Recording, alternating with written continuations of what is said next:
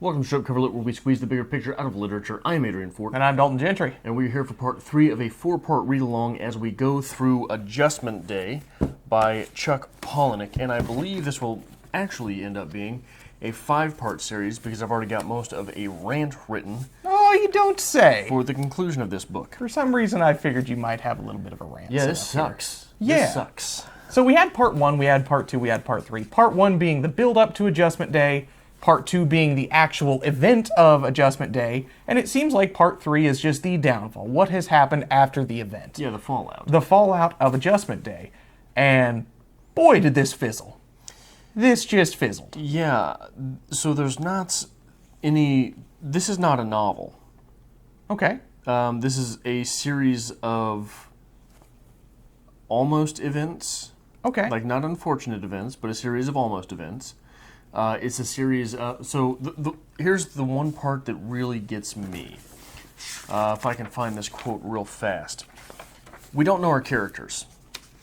Do you know any of the characters? No, I could tell you their names, but none of them are really extremely distinguished. Right. Even then, every time a character comes up that we haven't seen in 20 pages, we had so little character to go on before that I have to think, who was this? Yes. So we get a quote on 248. For Shasta did love only one man, and contrary to appearances, it was not Charlie. We've no reason to believe this. Okay. We've no reason to believe that there's one man Shasta loves, even though we know exactly who this small quote is referring to. Exactly to whom this small quote is referring. We don't know anything about our characters, and that is one of the most damning things in retrospect about the entire canon of Palahniuk, is Palahniuk at some point will just make up something about a character and expect you to be along for the ride. Okay. We get this quote on 248 out of 316 pages that Shasta loves someone. Okay. And it's just told to us. We're never shown the build-up of this love. We've no reason to believe that she loves him. And we've no reason to believe that she loves only one person. So that is, in retrospect, like I say, on the Palahniuk canon. So if we go all the way back to Fight Club, Okay. we get that, don't we?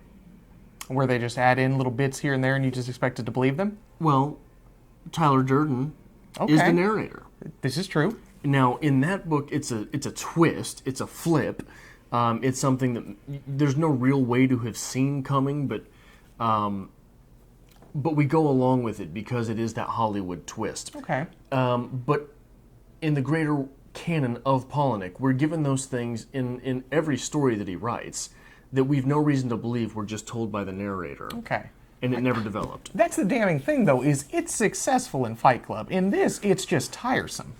It's successful in Fight Club because it essentially happens one time. The characters in Fight Club all act according to how we would assume they would act in this really shady sort of world that Palahniuk has constructed. Okay. Any world in which Marla Singer can exist, any book in which that character can thrive, you're expecting a little bit of the unexpected. But Palahniuk really, because a lot of people loved that about his writing. Okay. So it seems that Palahniuk just grabbed that by the scruff and said, I'm taking you with me. Okay. I'm never going to develop characters. I'm never going to have anything worth caring about. I'm never going to have anyone worth caring for. We're just going to go with it in this fashion. And when I tell you that someone loves someone, you're just going to believe it. Okay. There were some stretches here, and I'm going to try to save the ending of this more towards the wrap-up video, the full review on this. Okay. I think it'd be more appropriate. But there were some stretches in this where you get some scenes, and again, there are some good scenes in this. There really are. Some memorable scenes, some scenes I enjoyed. Few and far between, but they do exist in here. The scene where Shasta is basically using the brown recluse to poison the penis of her lover, Charlie, until it falls off. That's another one of those things that comes out of nowhere. I tell you now, and you're supposed to retroactively believe me. Yeah, and there's like, 30 pages ago there was a bit where women were giving her gifts. Turns out they were spiders. But it was so out there and so just off the wall, didn't do a thing for me. Right, and just pissed me off. If your penis was rotting from the inside, wouldn't you know it? You think you would? Wouldn't you notice? You think you would. But it's another one of the completely confusing parts about Palahniuk, is he uses burnt tongue Burnt tongue writing is a type of writing that brings you onto the body. Okay. How often are you reading Palahniuk and you feel something on your body? You feel guts. Yes. Guts made you pass out. You can have a good reaction to Palahniuk. Right. Other times, he writes almost as if... So, John Gardner, in The Art of Fiction, referred to fiction as a vivid and continuous dream. And it feels that Palahniuk is taking that a couple steps too far, because there are times where his writing feels like a dream in that in dreams, shit just pops up, and then you get retroactively aware of it. That's a good way to put it, yeah. In dreams, you're walking along, and then all of a sudden you're falling, and then you remember that you've been falling for 3 years. Yeah. Right?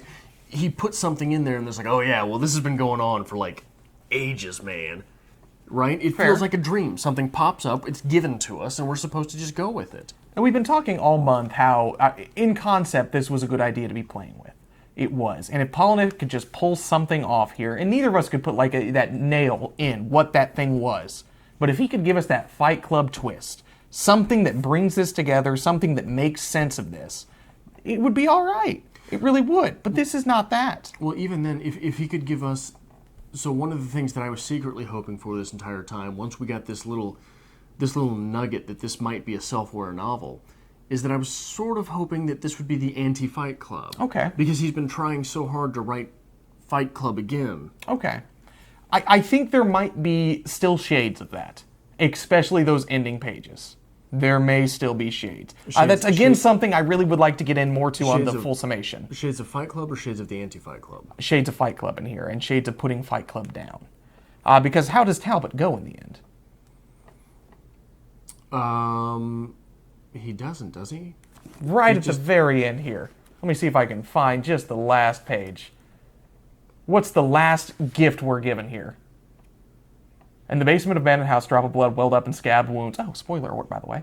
On the scrawny arm of an old man. He'd opened his eyes, finding himself alone. That's not what I wanted. And why Walter Baines had bled to death from a gunshot to the forehead. It was Walter, excuse me, not Talbot. Right. We get that Fight Club-esque scene at the end. The gunshot to the forehead. And it does kind of feel like it is self-aware. That he is acknowledging the fact that this is very Fight Club-esque. Because it is that same style ending that you get with the good gunshot at the end. Right. But there's no payoff to this. The best way I can describe this, now, have you ever been to a fireworks show? Sure. You go out for the 4th of July, you sit all night watching the fireworks, and maybe they're a little disappointing, but in the end, you know it's going to be nice. It's going to be that big, pretty explosion, the good finale. And this is just some jackass running across the field with a sparkler. Yeah. There's nothing going on here. In the last 20 pages, it just ends. Everybody gets together in a big group. Things are fine. They're going to get better.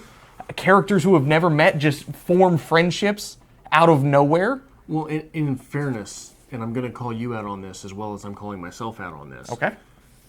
Some of those characters might have met. That's fair. I don't remember it, right? Because there's two of them that seem to have some... I can't remember which two, because none of them matter. Jamal and someone else seemed to just immediately click like they knew each other. They knew each other, but I never remembered that happening. Okay.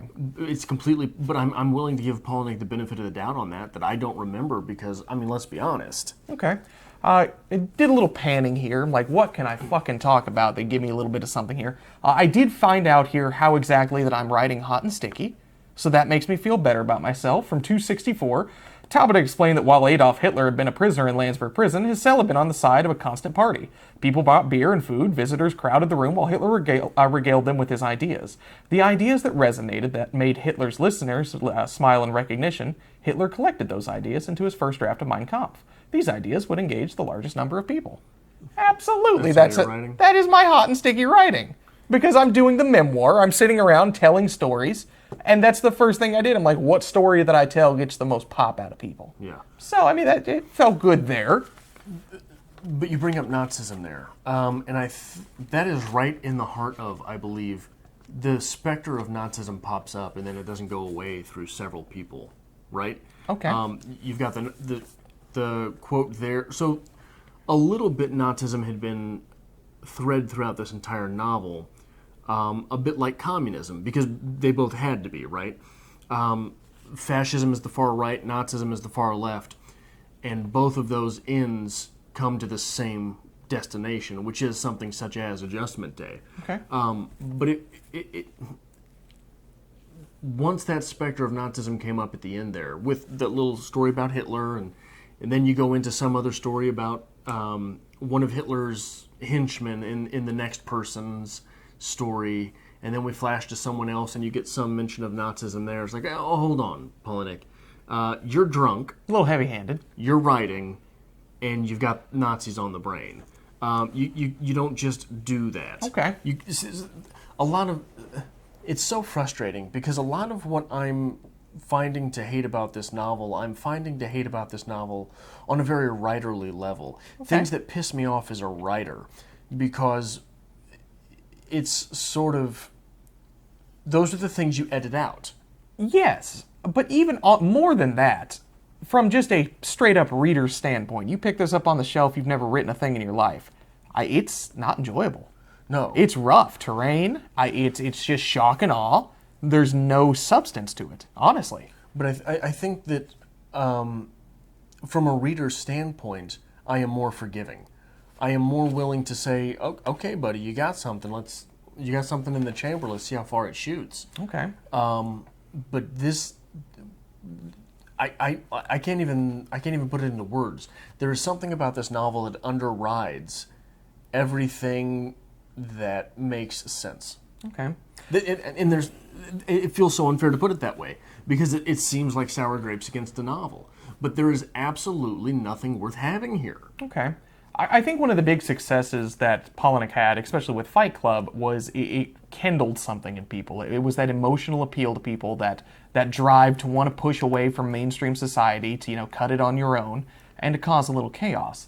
There is none of that in this. Right. There's no emotional attachment to these characters as well. They die left and right, and I'm like, all right, well, I guess I'm not reading about them anymore. The only little gem that you can find in here is there is the occasional humor. And I'm okay with a little occasional humor because, God, I needed it after getting through 250 pages. We get this bit here about Stephen King. Do you remember that little part there? Yeah. And, as much as I gave Palahniuk shit earlier for, talking about literature and, trying to make this a Grapes of Wrath type scene, a little bit about Stephen King made me laugh. I enjoyed it. Well, what does he say there? This here is when we have Arabella and Miss Josephine talking, and Arabella lets them know that in black culture they've been far superior for years. They've just always kept it hidden, and it almost leaked out with Mr. King. And she immediately says, oh, Martin Luther King. She's like, no, Stephen King, that bastard. He almost let it leak, but we tried to get him. We had him run over by a car, which, hey, come on, it's funny. Yeah, it's funny until you really sit down and think about it. Stephen King has been taken to task time and time again for writing terribly stereotypical black characters. Has he not? True. Every time a black character comes up in Stephen King, you sort of have to wince a little bit. Okay. Because of how that character, if nothing else, how that character talks. That's not one of Stephen King's strengths. Not to take him to task again over it, but I think he tries too hard to write a black character, not hard enough to write a character. Okay. The one exception that I've found being the character in It, I can't remember his name right now. It's been a long time since I've read It. Anyway, there is a black character in It who reads like a full whole character, which is very, to my experiences with King, and I've not read King's entire canon, is very rare within that kingdom, if you will. But along the, did you have somewhere you wanted to go from that or with that? No, please carry on. So that made me think, when the Stephen King reference comes up, I don't know that I have ever read a book that is quite as referential to current/current-ish reading and writing, the literary scene, as this book. Have you? No. And we did talk about that a little bit. I mean, time-wise, this had potential. This had potential to wrap everything up, so I think that is a good point. But still, I'm still not sold. Well, I just mean, so there's a Bret Easton Ellis quote. Bret Easton Ellis went supernova with his early novels. I believe he was like 24 when he first got published and went supernova, was a novelist. Okay. And he said that he took heat in his classes where he was exhibiting his works and getting critiques on them because he was referential to current pop culture. And they said, you don't do that. You don't write about Huey Lewis in the news. You don't write about all of these Peter Gabriel and Genesis. You don't write about these things. Okay. And he said, well, why not? So he did that, and his novels are completely indicative of the 80s, right? Like Very much so. American Psycho is... You read it and you feel where it's set. Okay. And with that, we've got Palahniuk doing it a little bit here, but it just, when you look back also, I believe in The Great Gatsby, Fitzgerald quotes some popular song of the day right at the beginning of the novel, doesn't he? I couldn't tell you off the top of my head. I believe he does. I'm 90% sure he does.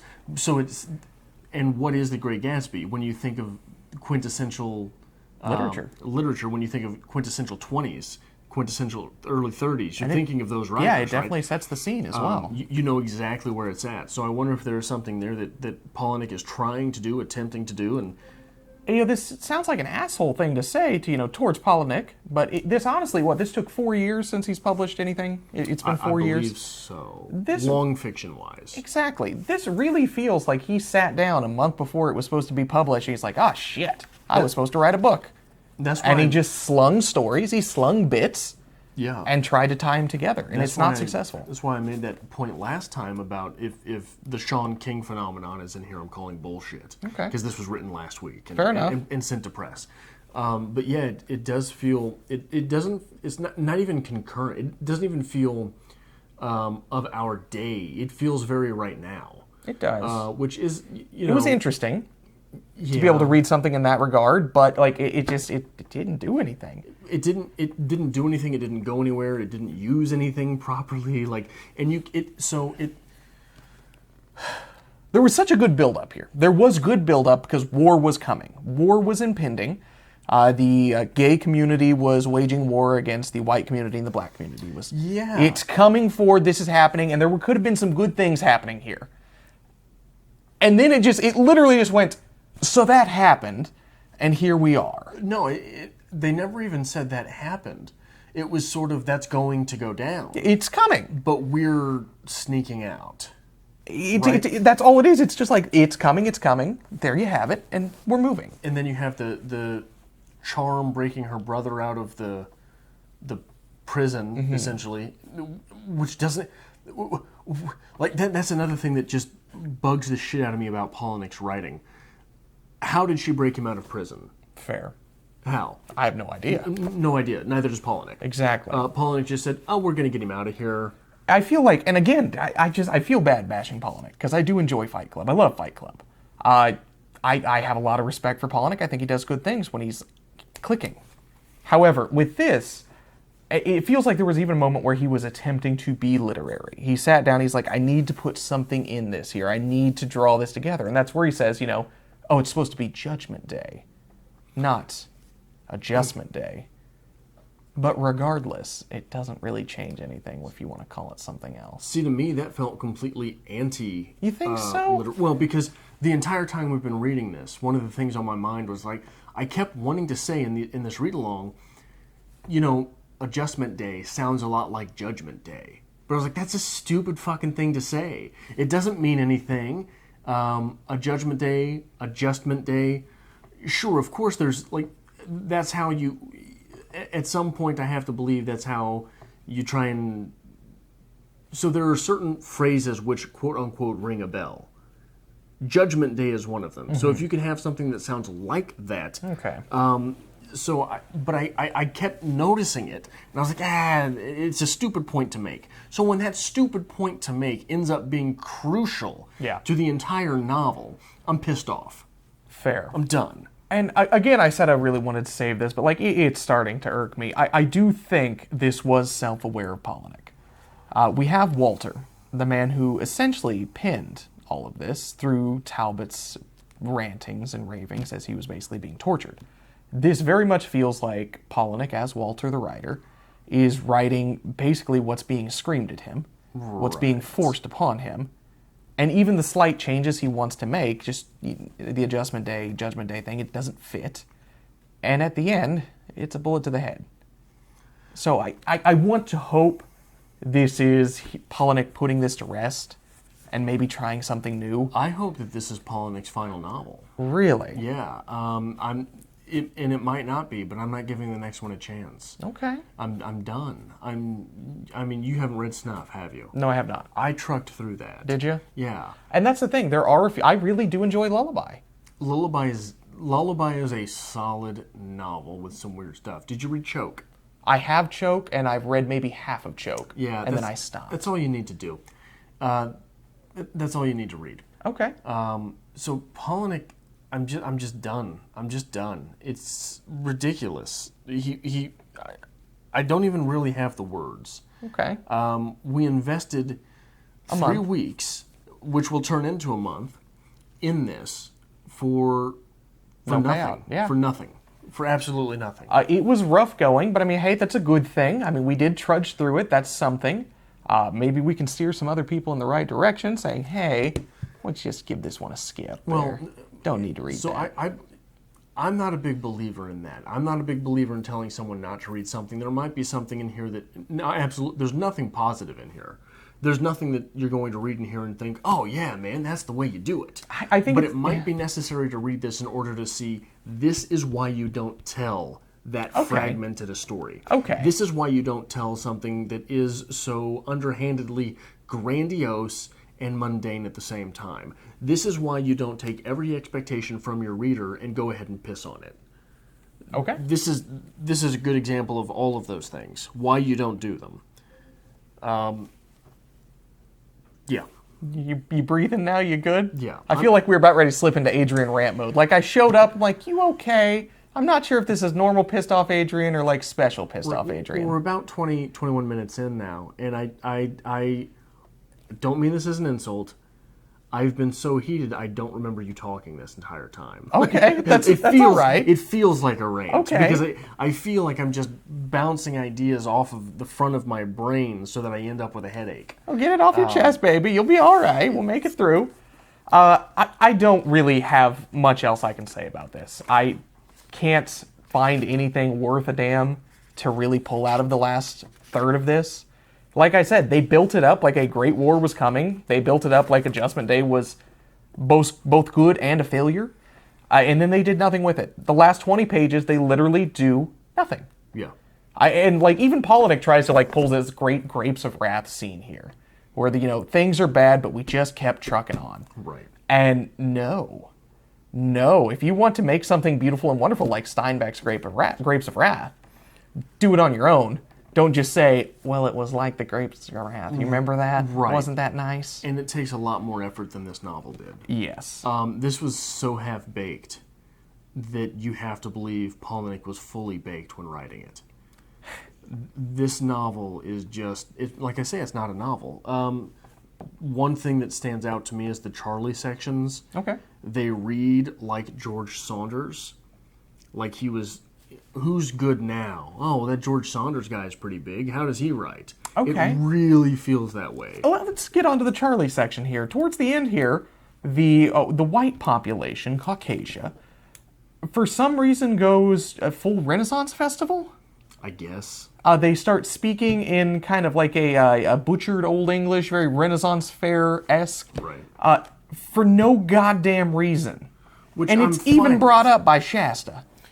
I'm fine with that, except that, so if you want to go with a psychological interpretation, you could not know anything about Chuck Palahniuk, pick up this novel, and know that he's not black.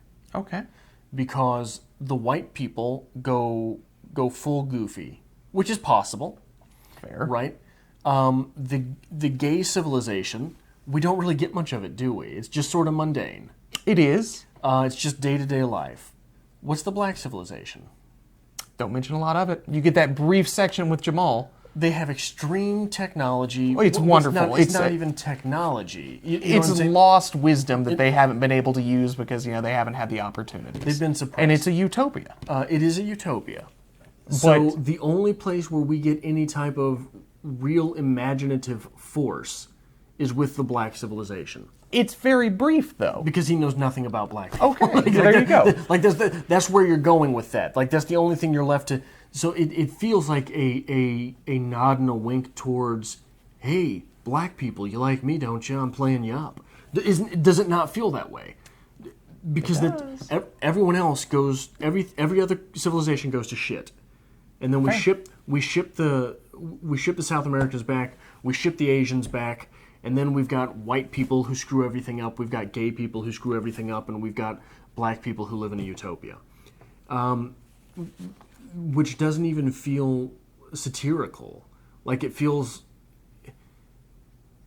I don't have the words for how awful this is. I don't have the words for how disappointing it is to have invested, 316 pages, obviously it's not a huge novel, but to have invested that time, to have invested that real estate on the channel in something so worthless. I feel like any time we disagree on a novel, like one of us absolutely hates it, the other loves it, vice versa. This is the first time I think we've both just been completely steamrolled. On the Road was pretty hard for both of us. On the Road was rough. We both loved Lolita. Yes. Even though it was difficult trekking. We've had opportunities where we both really loved a novel. I think this is one of the first that we just absolutely hated it. On the Road was a good point. But On the Road, I focused more on just my disappointment towards it. I mean, I think we both waded into this one knowing that, it was a risk. Unfortunately, yes. Yeah. So one of the things that I don't know if this is complete bullshit from the mouth of Palahniuk, but apparently this is being turned into a TV series. Oh, dear. Yeah. How? Who knows? Well, all you really need for the TV series is you need the structure of there's a black civilization, a gay civilization, and a white civilization. No, it reads like a TV series. Well, it could read a lot like a TV series. It could read a lot like The Walking Dead if... So, and that sounds disparaging, but if your characters, like we said last time, didn't fit in anywhere. Yeah. No, this is wholeheartedly new TV series. Orange is the New Black, you've heard that before, I'm sure, but you've never seen it. No, I've never seen it, but I've heard of it. Every episode is a feature of a character. We're going to learn more about this character. And it has nothing to do with this person next week, because we're learning something about them, but somehow it ties together. It's wholeheartedly. It's New Age TV. Yeah, but I have to believe that what's going to happen is it's going to pick up where... Damn it. It's going to be like The Walking Dead. Yeah. And it's going to be like the end of this novel, which is where this novel should have started. Agreed. With all of these people who are just sort of cast-offs that don't belong anywhere.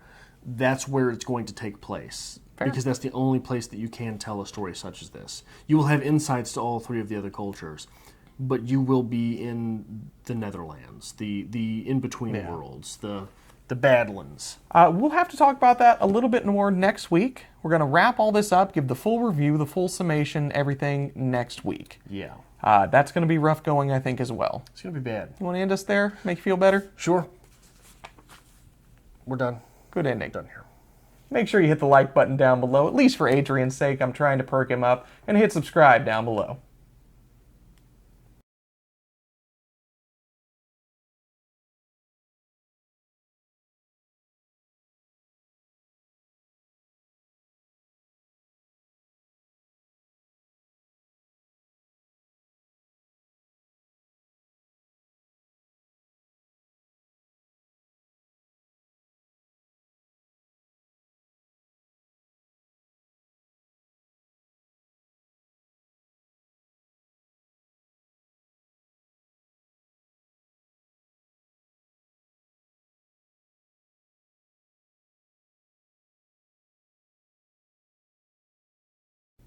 God damn, just talking about it pisses me off even more. Yeah.